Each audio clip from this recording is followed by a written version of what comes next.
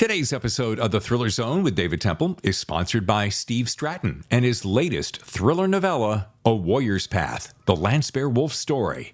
A Warrior's Path is available now from your favorite bookseller. Hello and welcome to The Thriller Zone. I'm your host, David Temple, on a summer bonus episode. Guess who's on the show today? Old-time friend and up-and-coming star, Steve Stratton. Yeah, listen, I'll call you back. I've got a bigger name on the line. Steve Stratton! Oh my God, what's up? What's up, David? How you been, brother? I am so good. Hey, what, folks, look who's here. A little bonus surprise episode here on the day after the 4th, right in the middle of a holiday. Steve Stratton. So good to see you, buddy. So good to be here and have all my fingers after the 4th. That's sort of exciting in my family.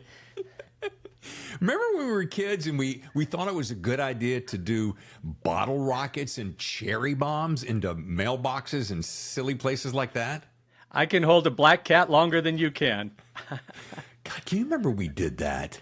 Hey, look, dude, I can hold it. How many of our friends lost like tips of their fingers?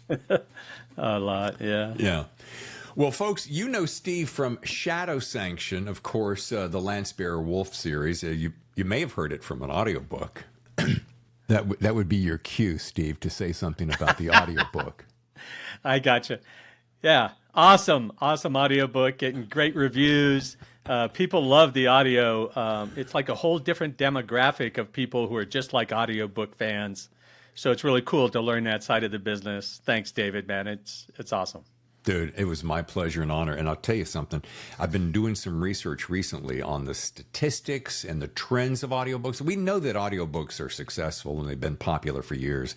There are people who say audiobooks were the original podcast. So I'm a big fan of both. And having done audiobooks for decades, it was great to lend my talents to yours. But so we've got this one, which is the audiobook. And of course, book number 2 in the Shadow Tier series. But you have in your hands something I'd love to hear about right now, because I haven't actually gotten a physical copy yet.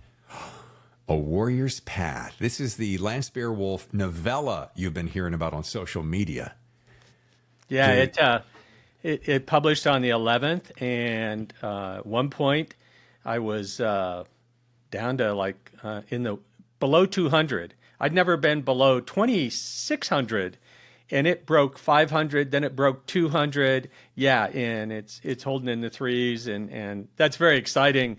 And as I think a factor of that, my first book, my debut novel, which debuted 2 years ago on the 14th, Flag Day, it's number 18. Wow. I looked it up. I was just stunned. It's like, what happened? I'm so grateful. Man, see, folks, in case you're thinking about, I'll never make it in this business. And look, we can all be thinking that because it's competitive. Publishers are diminishing. Page count is shrinking because of costs, etc. We read recently that Costco is now moving their books that they have for sale on the main floor like they used to have year-round. Now it's only going to holidays.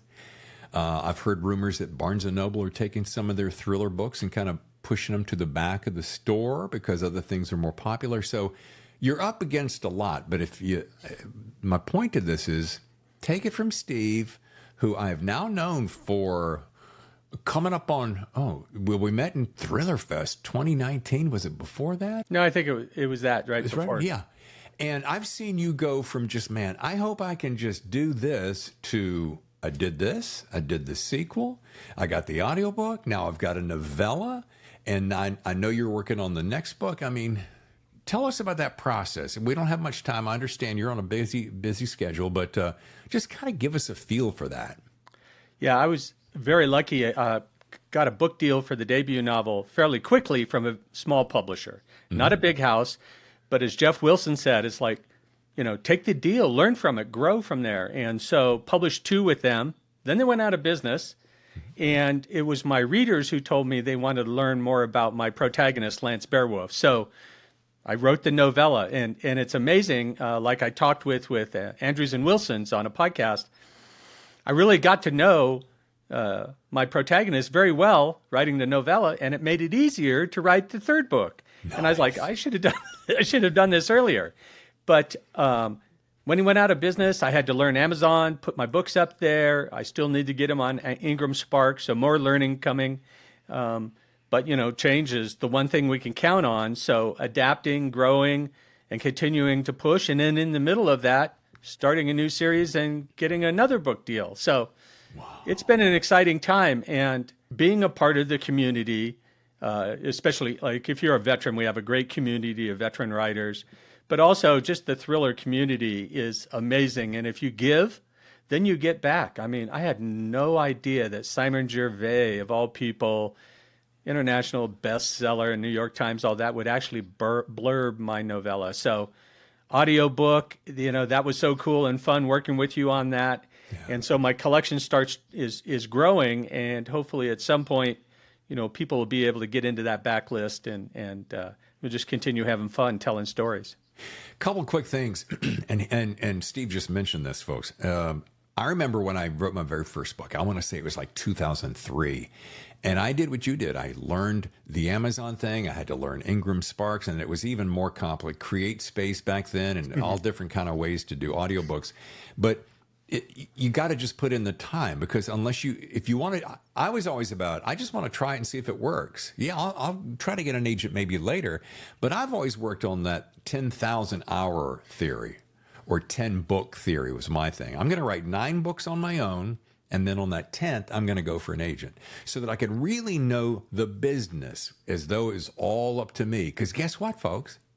The business is now getting more and more up to you. And what I want to really walk away was, I've watched Steve, like I said, I watched him from the beginning. And sure, it takes tenacity and hard work and belief in yourself. But you made the best comment. And this is the one thing I loved when I met everybody at Thriller Fest in 2019. And my feelings have changed a little bit about conferences. But the main key is it's the networking of the community makes such a big difference. That's right. I mean, I learned so much. And I read everybody else in the thriller community's books. I've taken Don Bentley's books, Brad Taylor's books, and literally tore them up so I could learn how to be a better writer, pasted them all over the wall.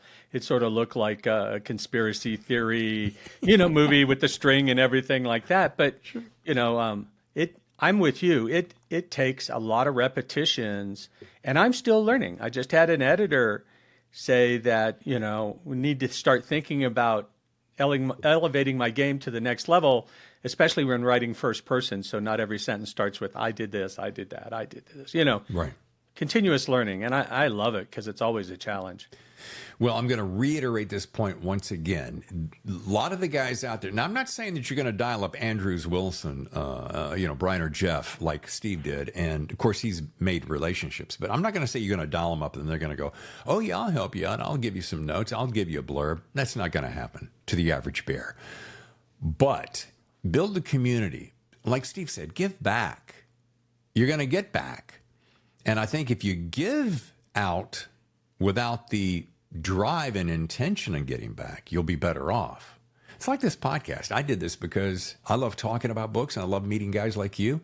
And it's grown because it's grown organically. And I would say the same thing to writers. But so let's tell me just in the few minutes that we got, talk to me about this novella, because there's a couple things. I'm going to interrupt myself if you'll bear with me. I'm kind of jacked up on coffee. Novellas are good. A lot of people go, oh, Dave, nobody takes a novella seriously. Really? Really? You want to take a little look at Hollywood Reporter and such and find out how many movies have been adapted or TV shows adapted from novellas? Short is sometimes sweet.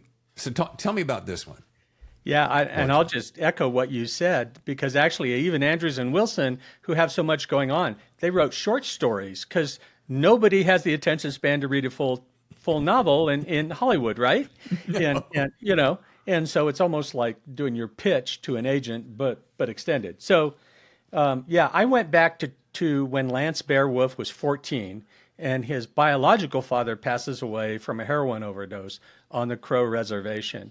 So, because that's what a thread. If you've read the books, and it's not a spoiler, but he has a hatred that bordered on pathological in the first book, and he's grown out of that, but he really does not like the poisoning of America that's happening for the cartels. And so add in a few dead family members and, you've got a book about revenge. So I take him through his military career into where he actually gets into special forces and asks for and gets assigned to 7th Group. So he's down in Colombia in South America, and his good buddy Morgan, and this might be experiential, it might not be, but Morgan grabbed him and said, come on in here, let me show you what we're doing with the DEA, right? We're training Army soldiers, but we're also doing this. And so Lance gets really into this idea of supporting the DEA in the ways possible that the military can do outside of the U.S. Yeah. And that starts him, he's a techie, so that starts him down a path. So it's a great fun read. I want to say something without sounding like I'm on some kind of a pulpit or a soapbox and preaching, but we all know that drugs are bad. We all know that drugs come back and forth across the border. And I know that we could spend an entire day talking about that, and I'm not going to. However, if you don't, and I thought about this when I was doing your audiobook, because I spent hundreds of hours on that book, and it gave me a whole new appreciation and respect for what our guys and gals do to protect those borders and how much of a poisoning of the system that it is. So I want to say I salute you, because this is not just a thriller. This is a warning sign. Yeah.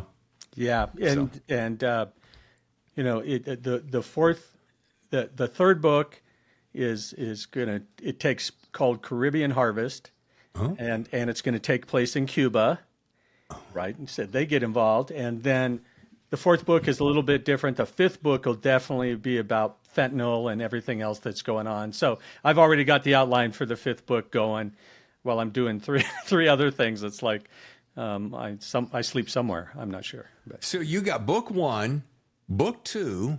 Novella sneaks in here. You're already working on book 3, but you already know what book 5 is about. Folks, back to a point again, and I'm going to sound like I'm president of Steve Stratton's fan club. There you go. I said it. I admit it.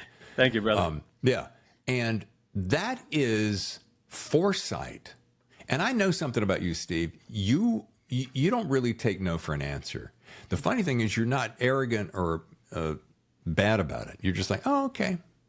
Kind of like your publisher, and I'm not bad-mouthing anybody, but your publisher kind of dropped the ball in some ways, probably, and then he ended up going out of business. But nice thing about you learned from it. You went, okay, hey, there are a lot of people that don't learn from it or they whine about it, and I say, hey, pull your pants up, big boy pants, move on. So kudos to you. All right, closing thoughts. Of course, folks, I would be remiss if I didn't say, check out Shadow Sanction, and of course the audiobook if you want. By the way, which is on Audible now, right? Finally got it up on Audible. Thank you. Awesome. Yeah, Amazon is persnickety, but that's actually a good thing, because you've got perfection. Folks, I have jumped through more hoops for Audible and Amazon than I care to remember, but when it's uploaded, you can trust it, because it is gone through the ringer. All right, and so Warrior's Path. Show me that book one more time, because I dig the cover, and I want to say a big old props. Look at that. Props to Pim Van Offeren. Am I saying that right? Exactly. Monologue Digital out of the Netherlands. What an amazing trailer, right? Yeah, I spend way too much time giving him press. He should do some, he should throw this dog a bone. But I'm kind of kidding, not really. But he does his team does exceptional work. And that trailer is what caught my eye, and it's dynamite. And I've seen it pop up. Matter of fact, I'm going to drop a name here because you mentioned Simon Gervais. By the way, big love to Simon Gervais. He is a great writer. He's a solid dude. He knows the business. And I sent him a direct message just in the last couple of days. And I said, hey, Simon, did you see Steve's book trailer? You should think about that. And we went down the path about that. But anyway, nice to get that blurb from him. And folks, I will say, when I said to you, these guys may not give you blurbs, you can always ask. And if you get a no, you try, and you keep going till you get a yes. That's kind of my theory. Mm-hmm. Absolutely. Closing thoughts before we scoot and let you head on into your weekend? It's funny because in Special Forces, we talk a lot about grit, resilience. Guess what you need to become an author? You not only do you need to know how to write and how to pitch, you're going to be part salesperson, part marketing, but it takes some grit and resilience, right? And the fact that my publisher went out of business, okay, bummer. I learned from my first publisher. I'm sure I'll learn from this new one, that Winding Road Stories that I signed with, and keep learning, because that's what life is about, lessons and moving forward. So I appreciate you, David. Thank you so much for all you do for the thriller community and us authors. Well, it's my pleasure. Nice little heads up and hi to Michael Dolan, who's taking good care of you, because he's got a good shop over there at Winding Road Stories. Folks, once again, it's Steve Stratton. You know how to get hold of him. It is SteveStrattonUSA.com. Steve, have a great rest of the weekend, and happy 4th in retrospect. Thank you. These fingers are still hot.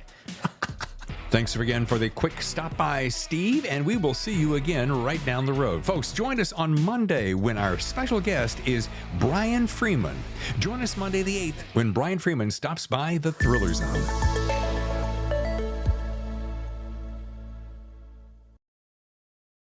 The Thriller Zone has been presented by Steve Stratton and his new thriller novella, A Warrior's Path, The Lance Bearwolf Story. A Warrior's Path is available now from your favorite bookseller. Learn more at SteveStrattonUSA.com.